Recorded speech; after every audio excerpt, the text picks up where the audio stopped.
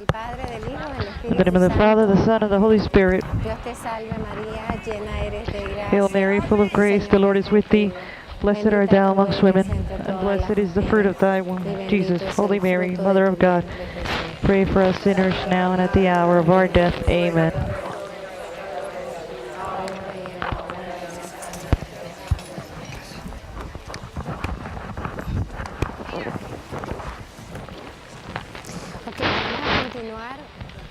We're going to continue where we stopped this morning. Today we said we were going to try to see if we can finish, but not tomorrow. The callings of Our Lady.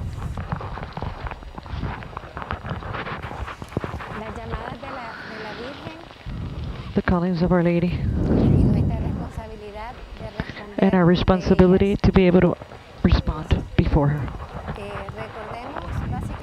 Let us remember, basically, what we were saying in the morning, that part of being here on this pilgrimage to the Centenary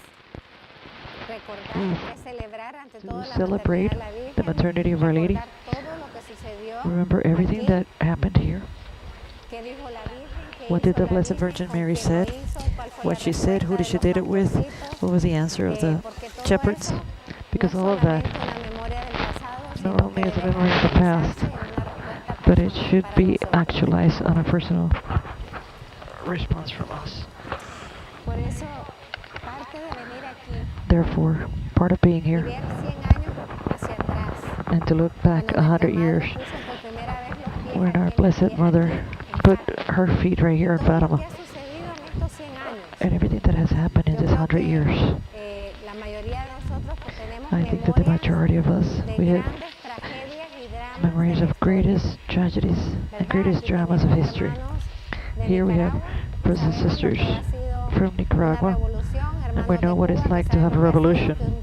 We have brothers and sisters from Cuba, and you know the troubles they've gone through and what it means to destroy. We have seen atheism, we have seen hedonism, we have seen relativism. That what we are believing today, what is the greatest ism of today? The relativism of Pope Benedict XVI had already told us, and he said it in the homily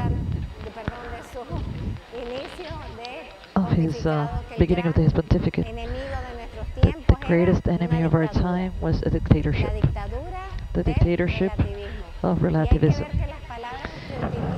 And we have to be aware that the words that he utilizes are very much chosen.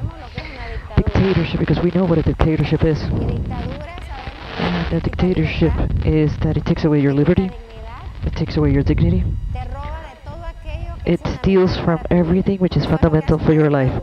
That's what a dictatorship does. And relativism, it denominated a dictatorship. Relativism is a dictatorship, and he calls it a dictatorship. Why? Because brothers and sisters, there are people that say, well, that's his problem, he doesn't believe in God, as long as I believe in God. But you know what? The problem is that the guy that doesn't believe in God is the one that is in the government. So he begins to give laws in the government that are not according to God. So then he starts keeping up with laws that if you don't follow them, then you'll go to jail. Therefore, be aware that relativism is not a matter of whether we like it or we don't like it. It's a matter that it affects all of us, especially our lives as Christians. We have seen wars because of racism, wars because of religions. We've seen massacres. We've seen not only the world wars, horrible. Hopefully there won't be a third one, but local wars like in Croatia, like in Rwanda. We have seen concentration camps. We have seen so much drama. But in this centenary, what does Our Lady want us to do? That we may only remember the drama? The Blessed Virgin Mary wants us to question ourselves about this drama. Because just to remember this drama, like if you're in a chapter in the history, it has no effect for the Christians. we have to see the drama and ask ourselves questions. Mother, before the drama of the contemporary world, we were seeing in Colombia, there was a multitude, immense, consecrating to the devil. And the new party, for the new party that just supposedly just searched in Colombia with witches and everything. Mother, of all this, what do you want me to do? How do you need me? What do you need me for? What do you need of me, Mother? Nobody can answer that for you. The only one that can respond is God and the Blessed Virgin Mary. Because just as they had designs of mercy for the shepherds, they also have designs of mercy for each one of us. We are part of that design of mercy to be able to overcome evil of these times, whichever name it takes and whichever form it manifests itself in. What should we do in order to change the destiny of the world? Who are we going to leave the destiny with? To who? Of the Lord.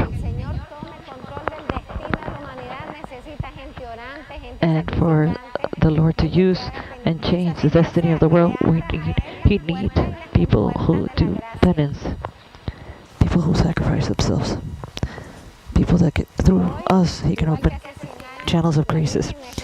Today, just like 100 years ago, Our Lady needs many Jacintas. The Lady needs a lot of Franciscos. And the Blessed Virgin Mary needs, in our language, many Lucias. And that's why it's important to read the lives of these children. It's important to remember, how did they respond? How did they answer? Because it's up to us how we respond according to our vocation, where we live. This applies to us in whichever vocation, whichever place we live in. If we really truly want to. That first yes of the children was a yes forever. This is also very important. We live in the era where there's a yes and a no. And the Lord says, yeah, that your yes may be yes, and that your no may be no. And since we live in the culture of waste, today I tell you yes, and tomorrow I tell you no. Today because I'm inspired, I'm going to go to the Blessed Sacrament. And tomorrow because I don't feel good, then I don't go. It's a yes and no. God cannot work with a yes and a no. God can only work with the Blessed Virgin Mary, with a heart which was a permanent fiat.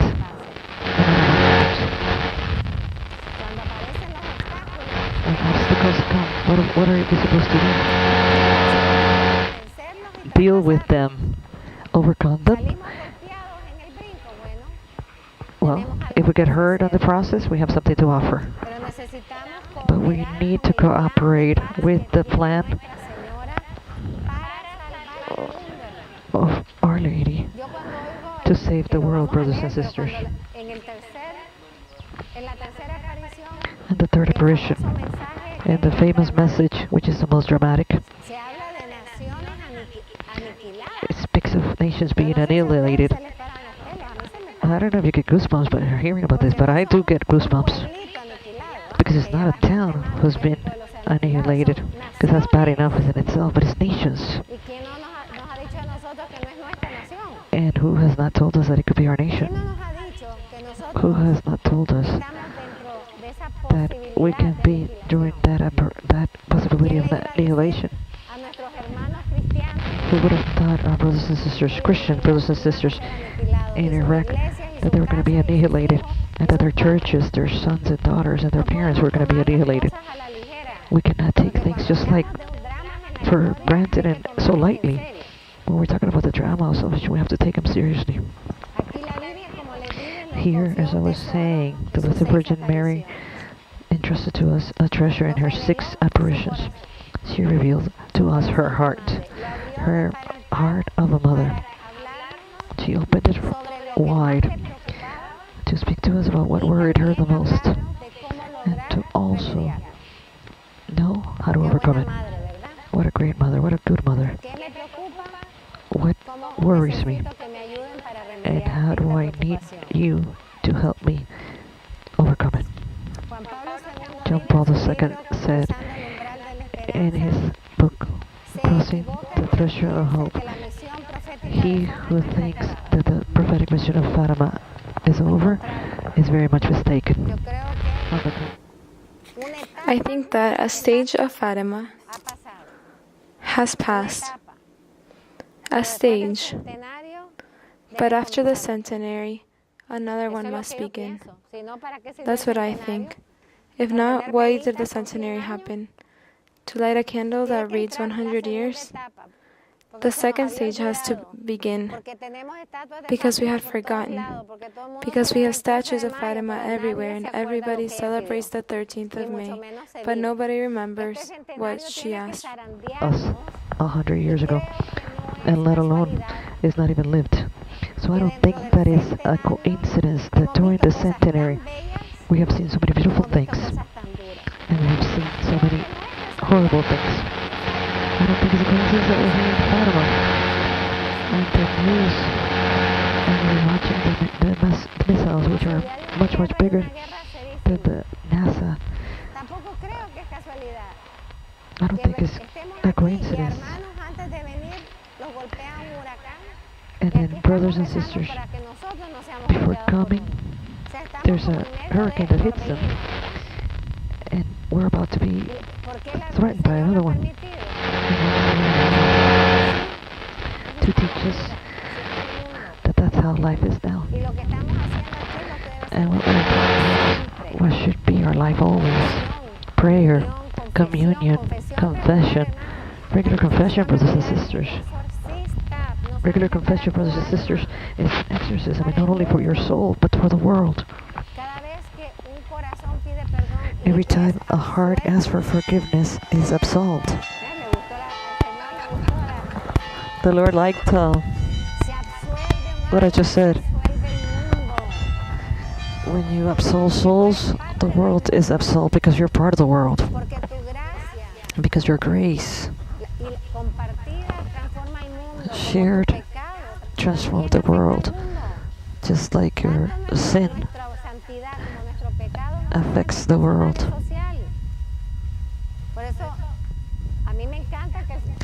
That's why I love the prodigal son. I have sinned against heaven and earth. In other words, I have sinned against everything that I should love. Singing has social influences. Just like holiness, a saint can change the world. Saint Maximilian Kolbe, in the midst of that horrible concentration camp, in that darkness where they would kill each other for a piece of bread, everybody was there just to survive. When he would take his small piece of bread and the soup that he would take away from him, they would ask themselves, why is this person giving this food away? Why is he doing this? And they started speaking about the holiness of Father Maximilian, and they began to convert. And then in the middle of the night, he would go hidden underneath the bunk beds. Well, actually, bunk beds is a little bit elegant for what they were in the barracks. He would go walking, and he would be confessing those who were converting. And then after that, his greater yes, when he gave his life up for someone who he didn't even know. But he did it not only because he was a Father Maximilian Maria. And that's what I love about this. When they ask him, who are you? And the fact that they didn't kill him is a miracle because it was prohibited to get out of line. What does he say? I am a Catholic priest. That's enough. Your name is not important. Your vocation is. Have you donated yourself for humanity? Therefore, he basically did in an act of a donation, a total donation, which he had already done in the day that he prostrated himself on his ordination. After the death of Saint Maximilian Kolbe, the doctors started to take out all the sick, pretending they were dead. Because good, sooner or later, triumphs. And because the human heart, as hard as it is and as bad as it is, something very deep is attracted by good. Because we were created for good. We were created for beauty, for goodness, and for truth.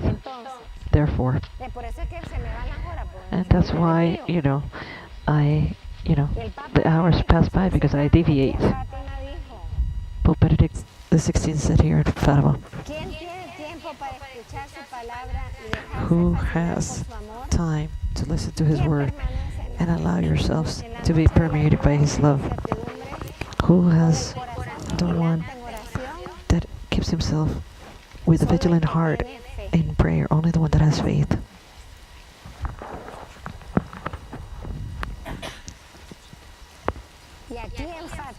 And here in Fatima, the Blessed Virgin Mary wants to give us the gift of faith, the one that lived in her heart.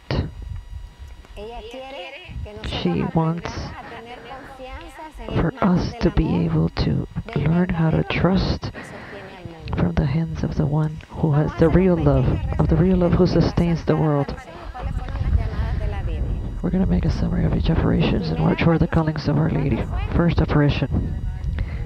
When was it? May 13th, 1917.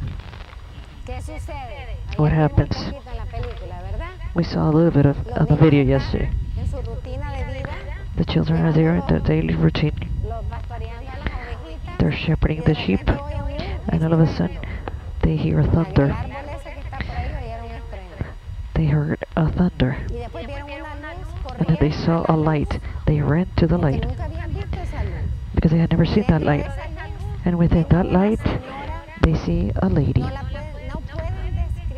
They cannot describe her beauty. That always happens during the apparitions, right? I remember I asked Bernardo, the one that saw the apparitions in Cuapa, Nicaragua, and asked him, how is the Blessed Virgin Mary? And he would tell me, I don't know, Mother. I can't tell you how she is, because that's the most beautiful woman in the world. There's not a woman in the world like her. What a great way to describe her. And they begin to see themselves illumined by the light that comes from Our Lady. She opens her arms and fills them with light. Now, what happens to those children? What happens with those children when they're filled with the light of our Blessed Mother? This is important because it should happen to us. These children say, we saw ourselves how God sees us, as if we were in front of a mirror.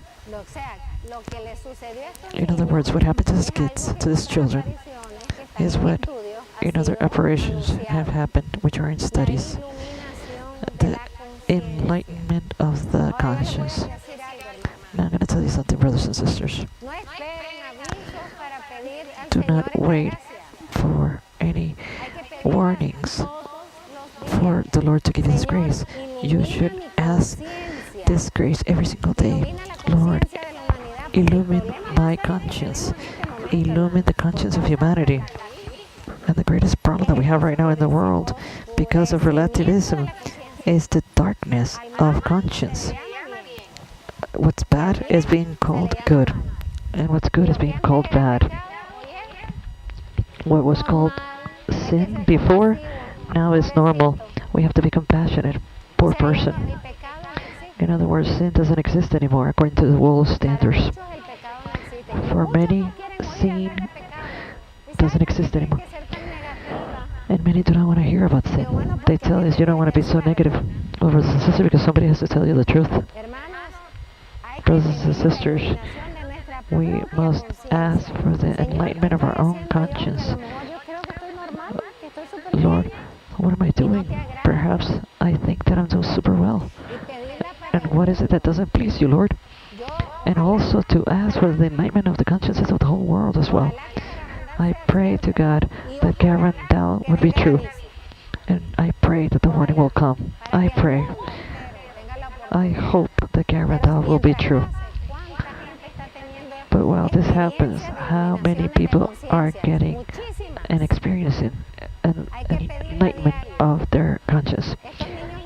We must ask for it daily. These children had it before the luminosity of the Blessed Virgin Mary, before the transparency of Our Lady. They saw themselves as they were. In other words, the Blessed Virgin Mary became like a examination of conscience for them, and this should happen to us as well. Therefore, they realized that they needed interior conversion, who is close to the Blessed Virgin Mary, who is close next to purity. Doesn't it happen to you that somebody who just happened to take a shower, and then you just come from the outside being hot? Don't you think that, you can feel the difference, right? And you feel dirtier because you're coming from being in the hot weather. What happens is, in front of Our Lady, when we are in front of the purity of Our Lady, our impurity begins to bother us. And look at what the Lord said: I will take away your impurities and give you the purity. That's what happens to us when we're in front of Our Lady. The Blessed Virgin Mary first had to clean them. She had to purify them, so that we would be able to listen to her. Because only with pure hearts we're able to listen to Our Lady, especially the voice of God, but also the voice of Our Lady. And they said, we were so close. That's why we were radiating with her light. What does this teaches us? How do we have to be in order to be radiated by the light of Our Lady? We must be very close to her. This is why I love the apparition of Our Lady Guadalupe. That's another topic. But the apparition of Our Lady Guadalupe, when Saint Juan Diego listens to the singing of the birds, he sees this lights and these colors. It must have been something spectacular, right? He hasn't seen the Blessed Virgin Mary. He's listening first. And then all of a sudden, what does he say? Where am I? He thought that he had died. Because he said, where am I? I am in the land where my ancestors speak to me. In other words, heaven. And the Blessed Virgin Mary appears to him. And he says, she was beautiful, beautiful. And what does our Blessed Mother tells Juan Diego? The first thing she tells to Juan Diego is Juan Dieguito in diminutive. And she speaks to us in a diminutive manner because we are her children. It doesn't matter if you're 50, 60, or 70 years old, or 5. You're always her children.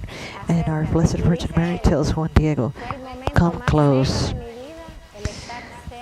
It was the most beautiful moment of my life to be close to her. The same thing happened with Saint Catherine of Labouré.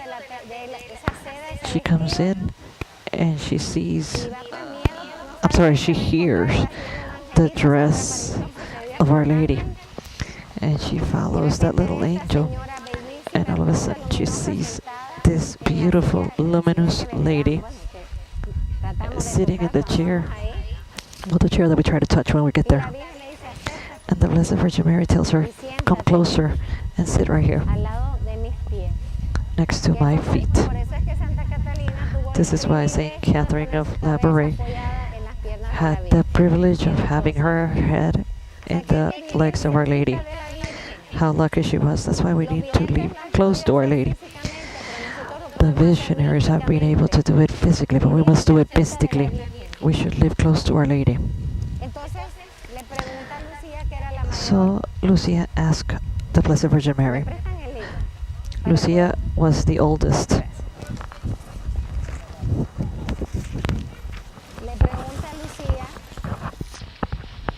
She asked Lucia, that lady,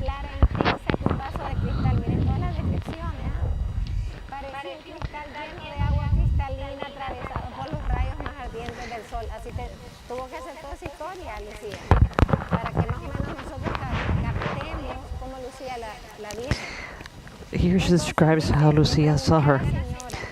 Lucia asked Our Lady, no, I'm sorry, Our Lady, tell us, do not be afraid. I will not hurt you.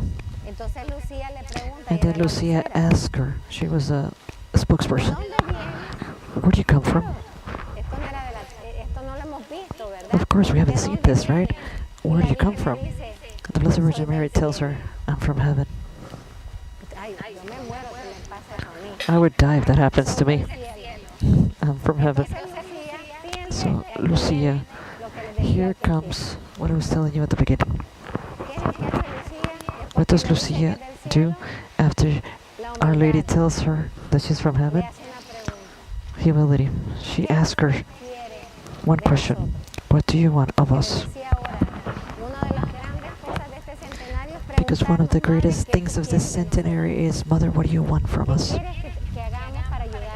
What do you want us to do to help you?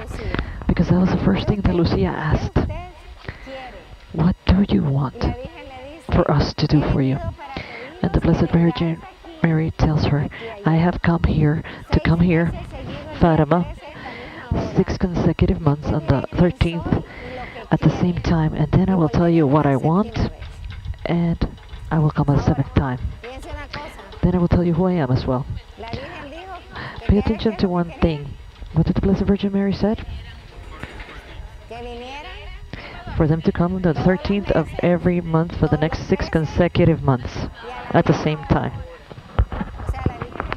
In other words, the Blessed Mother gave them a meeting, right? The Blessed Virgin Mary in all the apparitions says, I will come at that time, at such place, and you are going to encounter yourself with me. And there are many who criticize that. And those who criticize that, I don't understand why they criticize it. Because all the apparitions are the same, but second of all, because the Blessed Virgin Mary is the true reflection of the heart of God. And God respects so much our dignity. What would happen to us if the Virgin Mary tells you, the only thing I want is for you to be attentive to me as to whenever I want to appear to you? We probably wouldn't eat, we probably wouldn't drink anything, we probably wouldn't go to school, we wouldn't do anything, right? We would be attentive. But that's not what Our Lady wants. Our Lady honors our dignity. And that is why she tells them, I want you to come on every 13th for the next 6 months at the same time and the same place. In other words, they can live the rest of the month like regular children because they already know when they're going to meet her again. It is not a lack of her when she comes and at what time. On the contrary, it's a great gesture of her virtue. Because as a Queen Mary, Mother of God, she can probably just tell them, tell them, you have to be attentive to me. But she doesn't say that. Maybe the Queen of an earth here may say that, but not the Queen of heaven. And then Lucia says, I asked her. Look at the second question. Will I go to heaven? I love this about the children. How much did the parents speak to them about heaven, that they wanted to go to heaven? In our culture, in our modern culture, if we speak about heaven, it's like you're wishing somebody to be dead. But brothers and sisters, we're all going there. Or at least we should all try to get there, or want to get there. Of course you have to speak about heaven naturally. I have to tell you something. You may not see it, but heaven is here. Because wherever there is God, and wherever there's His Mother, it's heaven. Heaven is not up there, like going to Jupiter. Heaven is in our hearts. The kingdom of heaven is here, said the Lord. And the celestial realities, don't we see Him every day? Don't we see the greatest interventions of God? Don't you see that sometimes all of a sudden we feel that God is speaking to us somehow? all that is living in heaven. May your will be done here on earth as it is in heaven, which means that whoever does the will of God lives heaven here on earth. And the Blessed Virgin Mary tells them, yes, you will go to heaven. And then, how beautiful, she didn't want to leave Jacinta out. And she asked, will Jacinta go to heaven too? And she said, yes, she will. And we should ask ourselves, do we get worried that our family, our friends, go to heaven? Do I really worry about the fact that they may or may not go to heaven? Do I really worry about the fact about the salvation of others? Not only of ours, of course, first we have to worry about our salvation, but not only of our salvation. And the Blessed Virgin Mary says, yes, she will go too. And then she asked, what about Francisco? Yes, he will also go. But first, he has to pray many rosaries. And why does the Blessed Virgin Mary says that? Because we know how Francisco used to pray the rosary, right? Hail Mary, Hail Mary, Hail Mary, Hail Mary, Hail Mary, Hail Mary, Hail Mary, Hail Mary. So that's why the Blessed Virgin Mary said, yes, he has to pray many rosaries to go to heaven. Because since he skipped so many, he has to repair. And then Lucia says, I remember of two sisters of mine, of my sister who died recently. Is Maria de los Nieves in heaven? And she said, yes, she's here. And what about the 18-year-old Amelia? Listen to this answer. For me, this is a very mysterious answer, and I'm not even going to try to understand it. She will probably be in purgatory until the end of times. And then you may say, what did that poor young girl do? What did she do to be able to deserve purgatory until the end of times? Maybe she did many selfish acts. Maybe she did acts of humiliation to her friends. Many acts against love. The actions against love are the ones that need to be purified the most. Then she changes the topic. First was where we're going, how we're going, and she totally changes the topic. And the Blessed Virgin Mary enters right into the topic. Do you want to offer yourselves to be able to offer all the sufferings that He wants to send you in order to do reparation for all the sins which He is offended and for the conversion of all sinners? What a great question, right? Imagine if they ask us that. Do you want to offer yourselves to God to repair for sins and for the conversion of sinners? And those children, they made a step forward and said, yes, we do want to. Like small soldiers. Yes, we want to.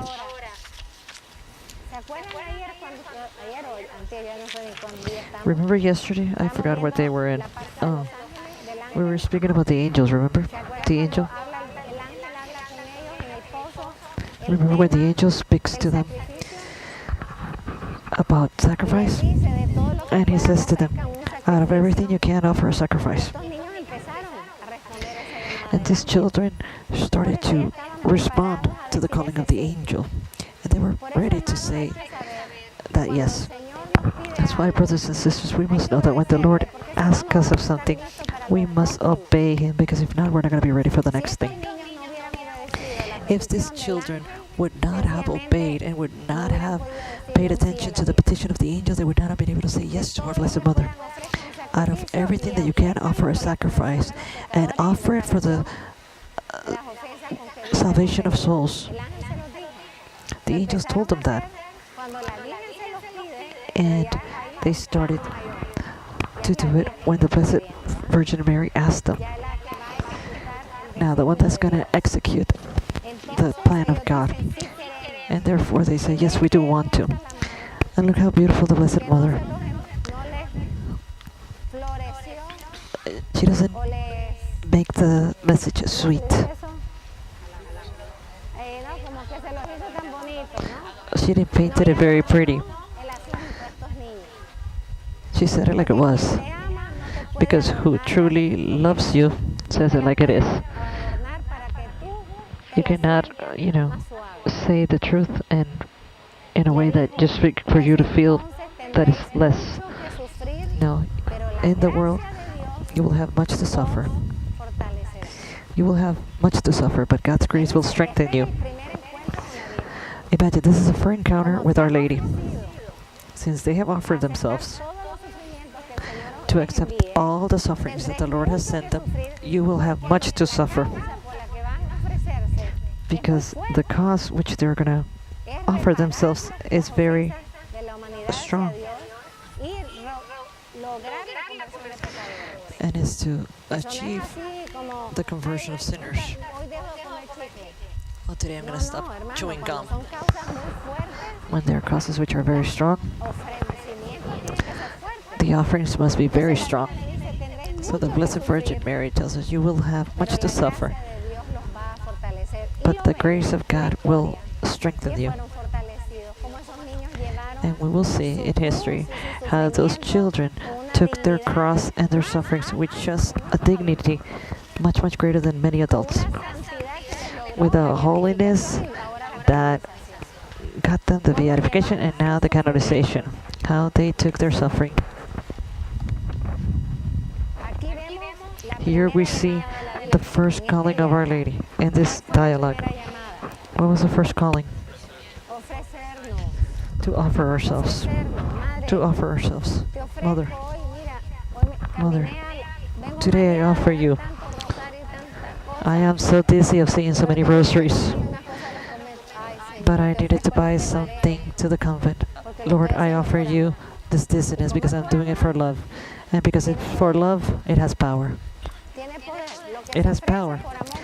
What has been offered, and whatever you offer for love, has power. So you want to offer yourselves.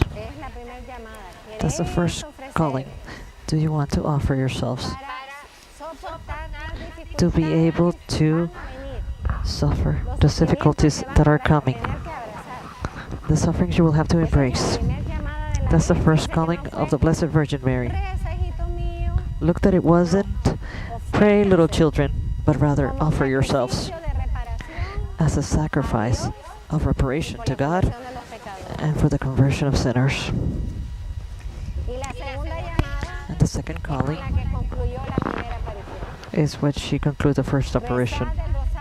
Pray the rosary every day to obtain world peace and at the end of the war.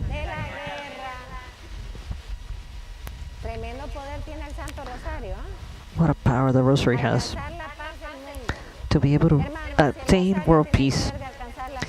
Brothers and sisters, if the rosary has the power to obtain world peace, it has the power to obtain peace in your families, peace in your parish, peace in your communities, peace in your church. But what happens is that we think that peace is only obtained with greater things. And the rosary, it seems very little. Nevertheless, the Lord always worked with the little, because if it was for something big, we will not be aware that it's for His glory. We will think it's for us or through us. Here, the Blessed Virgin Mary begins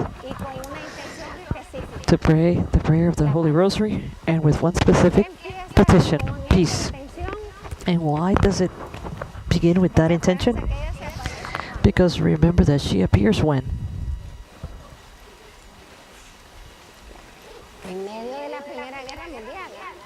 In the middle of the First World War. And she was also coming to prevent worse wars, because she knew that at the rate we were going, from the beginning of the 20th century, coming was many wars. And that's why she asked for the rosary for priests. She could have said, pray the rosary for the families, which she has asked for many reasons, but here in Fatima, she asked for it for peace. And the second apparition of the 13th of July, the children come with more people. The 13th of June. And they come with a lot of people who are praying the rosary. About 50 people were present. That means that they went to evangelize and told the people. Our Lady is asking us to pray rosary. So those who believed came with them, and even the curious ones came with them.